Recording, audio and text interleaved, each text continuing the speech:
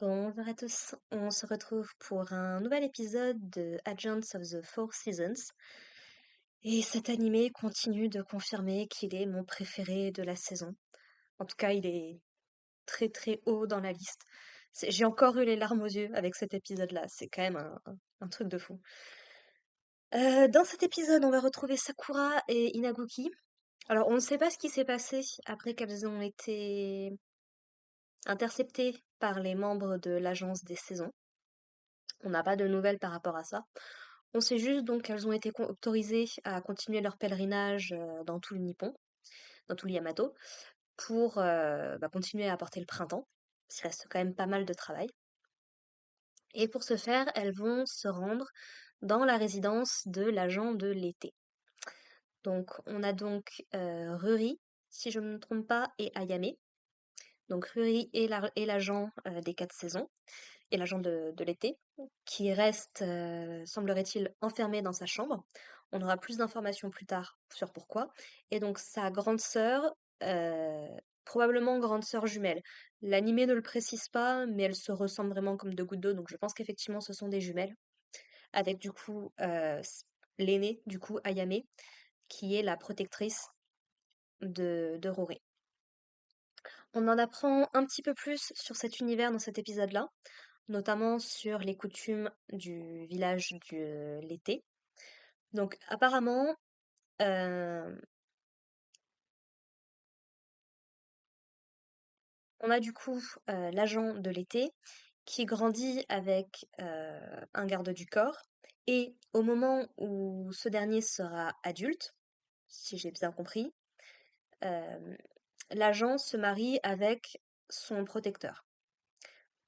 Ou alors c'est dans un autre sens et c'est une fois que l'agent est adulte qu'elle se marie avec un homme qui deviendra son protecteur.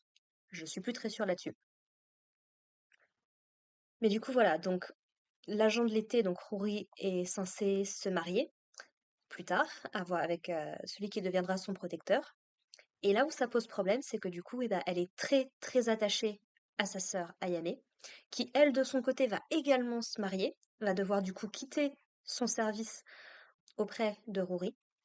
Et du coup, c'est quelque chose qui fait énormément de mal à Rory, parce que semblerait-il qu'elles ont toujours été ensemble, qu'elles ont toujours été là l'une pour l'autre, surtout euh, Ayame pour Rory, et que du coup, bah, ça la brise littéralement de devoir se retrouver presque toute seule en fait. Même si c'est pas exactement ce qui se passe, mais c'est comme ça qu'elle le ressent. Donc c'est Ayame qui nous explique tout ça, et on va ressentir également toute la frustration qui ressort de la part de Rory à travers les paroles d'Ayame. Donc selon Ayame, elle ne fait que répéter les paroles de Rory. Mais il y a vraiment ce côté constant qui est partagé par Rosé, du coup l'agent de l'hiver.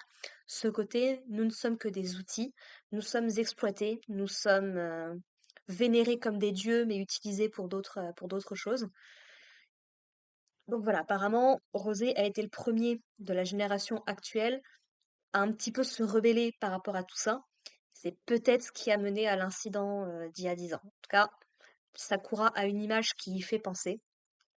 Et on se souvient que lui, bah, il était en mode bah, je vais me tuer parce qu'au moins comme ça, ce sera bon en fait, quoi. Donc voilà, c'est très très compliqué. On va avoir Sakura qui va essayer de faire comprendre à Ayame que ce qu'elle perçoit comme un simple caprice de la part de sa sœur, ça représente beaucoup plus de choses pour elle, qu'elle a vraiment peur de se retrouver toute seule, notamment puisque semblerait-il que Rory n'invoque l'été que pour sa sœur, en fait. Notamment puisque quand elles étaient plus jeunes, Ayame a demandé à Rory d'appeler le printemps, d'appeler l'été parce qu'elle voulait voir la beauté que ça représentait. Et elle explique en sachant que ça allait absolument tout changer. Il semblerait que ce soit à partir de ce moment-là que le village de l'été a réussi à récupérer Rory et ou alors l'agence, c'est pas très clair, mais du coup, voilà, a réussi à l'enrôler dans leur truc et qu'après elles se sont complètement retrouvées bloquées en fait. On voit en tout cas du point de vue d'Ayame que ça a été assez traumatisant pour elle de voir sa sœur qui avait aucune envie, qui se débattait. On a même l'épisode qui commence avec des paroles de Rory. Alors la voix de l'actrice ressemble beaucoup à celle de Sakura, donc j'étais pas très sûre. mais semblerait-il que c'est vraiment celle de Rory. Et ça me fait vraiment mal au cœur d'entendre tout ça. Et on va avoir Sakura qui va nous confier quelque chose par rapport à ce qui s'est passé avec Inaguki. Donc, on ne sait pas exactement quand est-ce qu'elle l'a retrouvé, ni comment. Elle nous explique simplement que Inaguki est resté enfermé pendant 2 semaines, 2 ans, pardon. 2 ans suite à ça dans sa chambre, à tenir tout le monde à distance, à faire pousser les plantes dont elle a le contrôle du coup pour éloigner tout le monde. Puisque donc ce qu'on découvre également dans cet épisode-là, c'est que Inaguki en est venu à penser très très fortement à la mort, puisque donc comme on l'avait déjà vu, le village du printemps a arrêté les recherches au bout de 3 mois. Ça me paraissait très louche et vraiment très très sombre. Et ben maintenant on en sait un petit peu plus, puisque donc visiblement quand un agent des saisons meurt, ce sont les dieux eux-mêmes qui choisissent un nouvel agent, et en fait les pouvoirs se manifestent automatiquement chez une autre personne.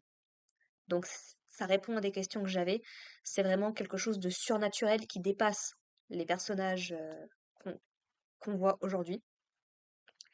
Et que grosso modo, ce que Sakura nous explique, c'est que bah, le village du printemps n'a pas poursuivi les recherches, car ils attendaient simplement que Inaguki meure en fait.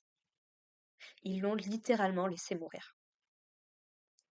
Et je comprends d'autant plus que Sakura, ça la dérange à ce point, parce qu'elle a bien vu dans l'état dans lequel tout ça a mis Inaguki. Inaguki elle-même s'en est rendue compte. Et c'est pour ça elle était prête à se dire, bah, je vais mourir, je vais leur offrir ma mort, au moins comme ça, ils seront contents, quoi. C'est horrible, c'est horrible. Et du coup, bah, le fait qu'il n'y ait pas eu de nouvel agent, ça prouvait bien qu'Inaguki était en vie, mais que du coup, ils n'ont pas cherché à la retrouver, quoi. Ils avaient la confirmation qu'elle était toujours en vie, et ils ont rien fait. Et je pense que c'est notamment pour ça qu'ils ont renvoyé Sakura à ce moment-là. Et tout ça m'a fait me poser une autre question. Alors, je sais plus si je l'avais mentionné dans l'épisode 2, je sais plus si la théorie m'était venue ou autre. Je commence à me demander si le groupe responsable de la mort de l'enlèvement d'Inaguki n'est pas lié au village du printemps. Alors, la seule, euh, la seule faille dans cette théorie, c'est que, a priori, c'était des rebelles qui voulaient s'en prendre à l'agent de l'hiver. Est-ce qu'ils ont ciblé l'agent de l'hiver parce que comme ils étaient sur le territoire du village de l'hiver, bah, c'était a priori la seule personne qui était disponible. Pour peu que ce soit en lien avec le village du printemps, ils devaient probablement savoir que Inaguki était en visite là-bas. Donc ils auraient pu coordonner l'attaque, peut-être en comptant sur la bonne volonté d'Inaguki ou quoi que ce soit, ou peut-être qu'ils avaient prévu d'emporter les deux, je ne sais pas. Mais une chose est sûre, ceux qui représentent le village du printemps ne semblent pas être des bonnes personnes. Clairement pas. Et je ressens profondément toute la tristesse et toute la colère que ces deux filles ont dû ressentir, quoi. C'était lourd, quoi. Vraiment. On va en apprendre un petit peu plus également sur les pouvoirs de Rory, du coup, puisqu'elle donc elle semble être capable de contrôler les animaux. Alors, ce qui est une bonne chose, que Inaguki est un pouvoir qu'elle aurait bien aimé n'avoir, puisqu'elle semble beaucoup aimer les animaux. Elle est en adoration devant un petit chien, devant un petit lapin, devant un petit chat, bref, tout un truc comme ça. Mais du coup, Ayame va nous expliquer que bah, ça coûte quand même pas mal d'argent, pas mal de temps d'entretenir tous ces animaux. Et donc c'est bien, mais à modération, quoi. Il va y avoir aussi toute une petite scène toute choupie avec le fait que Inaguki soit toujours habillée en kimono, ce qui la rend du coup complètement adorable. Ayame qui va du coup demander un petit peu à Sakura si c'est pas un petit peu galère tous les jours de devoir lui mettre le kimono. Ce que Sakura dit complètement, mais que ça en vaut le coup, parce qu'Inaguki elle est juste adorable comme ça. Euh, Ayame du coup va nous dire que sa sœur préfère elle plutôt le style oriental, donc plutôt occidental, donc plutôt tout ce qui est costume et autres. Donc voilà, on a quelques petites infos comme ça. On ne sait pas exactement quel âge ont Rory et Ayame, donc c'est difficile de savoir si elles étaient déjà en position au moment où Inaguki a été kidnappé. mais visiblement, elles ne se connaissent pas ni les unes ni les autres. Donc ça change un petit peu de la relation avec Rosei et Itecho. On va également avoir Inabuki qui va demander à Sakura si elle se mariera un jour. Elle évoque notamment Itecho, donc ça laisse, comment dire, ça entretient l'idée peut-être qu'il y aurait quelque chose entre Itecho et Sakura. On avait déjà vu dans l'épisode précédent que Itecho avait de l'affection pour Sakura, ça c'est sûr, à tel point que Rosei lui disait c'est à elle qu'il faut que tu dises qu'elle est la personne la plus importante dans ta vie, quoi. Mais voilà, Sakura nous laisse comprendre que après ce qui s'est passé il y a 10 ans, enfin il y a 5 ans, suite à l'abandon des recherches de la part du village de l'hiver, que ça l'a tellement blessée en fait qu'elle a enterré tout sentiment ou tout rêve qu'elle pouvait avoir quand elle était plus jeune. Donc ouais, c'est assez lourd, pas mal de trucs.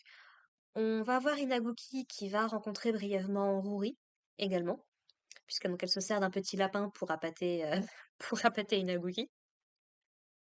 Et voilà, elles vont brièvement discuter et on sent que Rory, ça lui fait mal, en fait, que sa sœur... Parce que sa sœur, du coup, vient la voir quand elle retrouve Inabuki avec Sakura et s'en prend un petit peu à elle parce que bah, ça fait 3 mois, du coup, que bah, elle reste dans sa chambre, elle boude, elle fait la grève, en fait. Et ce qu'on comprendra comme étant le fait que sa sœur va partir. Alors, moi, au début, je m'étais dit, ça fait 3 mois qu'elle fait grève, donc ça veut dire que c'était à peu près... Enfin, j'allais dire, c'était à peu près au moment où l'hiver a commencé. Bon, l'hiver faisait 4 mois, admettons. Et je me suis dit, bah, comme il y avait plus de printemps, la saison qui allait suivre l'hiver, c'était forcément l'été. Donc je m'étais dit au début, peut-être qu'elle faisait la grève par rapport à ça. Et peut-être que. C'est pas impossible. Ayame a une autre explication, mais il y a peut-être un mélange des deux. Sait-on jamais. Surtout si Rory ressent déjà ce côté exploitation, ce côté piège, ce côté je suis pas libre en fait de faire ce que je veux. Ça peut potentiellement jouer. D'autant plus si maintenant sa sœur va partir. Et ouais, Ayame est assez brutale. Elle s'énerve directement contre Rory. Elle ne donne pas en tout cas l'impression d'essayer de la comprendre. Et ça va à un tel point en fait que Rory s'est persuadée, elle le dit plus ou moins elle-même, que sa sœur ne s'intéresse plus à elle, qu'elle n'a plus son attention et que ça la blesse en fait vraiment quoi. Quand elle pose des questions à Inabuki, c'est ce qui ressort. Donc pour terminer, on a également les membres de l'agence qui ont suivi Inabuki et Sakura, qui essayent de se montrer discrets, mais enfin, ils font pas beaucoup d'efforts, quoi. Et l'épisode se termine avec une attaque. Et visiblement une attaque ciblée, puisque on a d'un coup l'électricité qui se coupe dans la maison, et même le réseau internet. Et il y a un homme qui pénètre dans la chambre où se repose Inabuki, qui a fait un petit peu de fièvre, notamment parce que ça épuise un petit peu quand même de faire tous ces rituels, surtout si ça fait 10 ans qu'elle en a pas fait. Et donc cet homme confirme qu'il avait une cible en particulier et qu'il l'a trouvée, ce qui semble confirmer que c'était au moins Inabuki, peut-être Sakura, peut-être les deux, voilà. Et enfin, est-ce que ce sont les mêmes hommes qui ont enlevé Inabuki à l'époque? Difficile à dire. Est-ce que ce sont des personnes venant du village du printemps? Peut-être, qui voudraient se débarrasser de cet agent un petit peu encombrant. Peut-être. Mais ça termine l'épisode sur un cliffhanger et j'étais là. Non, non, non, ne te termine. Et c'est évidemment, ça s'est terminé là, évidemment. On a également un flashback très rapide. Alors je sais plus si on le voit du point de vue de Rory ou du point de vue d'Ayame, mais on comprend que à un moment dans leur histoire, Ayame a dû défendre Rory face à un attaquant. On la voit avec un couteau dans les mains et avec une Rory très, très effrayée. Et si l'agent du printemps et si l'agent de l'hiver ont subi ce genre de choses, il est effectivement très probable que l'agent de l'été en soit victime également. Donc c'est un épisode qui m'a permis d'avoir encore plus d'empathie pour ces pauvres personnages. Et je me dis, il nous reste encore un agent qu'on n'a pas rencontré. C'est celui qui a l'air d'être l'enfant qui contrôle l'automne. Donc je sais, j'ai mal au cœur rien que d'y penser, vraiment. Donc bon. Voilà, donc c'était encore un très, très bon épisode de Agents of the Fourth Season. Alors je ne suis pas très, très avancée sur les autres, animés de cette saison, donc je peux pas affirmer quoi que ce soit, mais vraiment je suis très, très contente d'avoir regardé cette série parce que elle est vraiment d'une qualité, pas exceptionnelle, mais qui va me marquer pendant encore un moment, je pense. Voilà. Donc écoutez, n'hésitez pas à me dire vous ce que vous en avez pensé, dans les commentaires. On se retrouve la semaine prochaine pour parler de l'épisode 3. Merci de m'avoir écouté et puis, bah, écoutez, portez-vous bien. Prenez soin de vous, prenez soin de vos proches et puis à la prochaine. Allez, bye les gens.